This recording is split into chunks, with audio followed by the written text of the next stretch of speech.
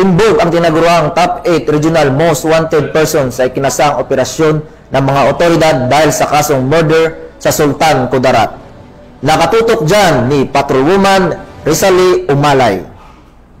Ang top 8 regional most wanted person sa kasong murder sa ikinasang operasyon ng mga otoridad sa Barangay Sabanal, Calamansig, Sultan Kudarat.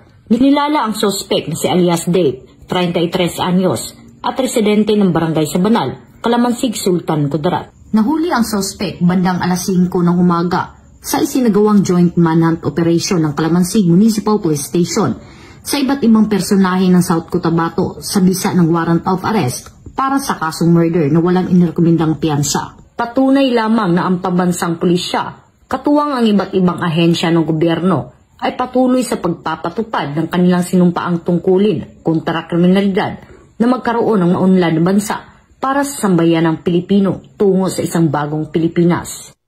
Mula dito sa General Santos City, ako ang inyong PNN correspondent, Patrolwoman Rizali Umalay, alagad ng batas, tagataguyod ng Balitang Pulis.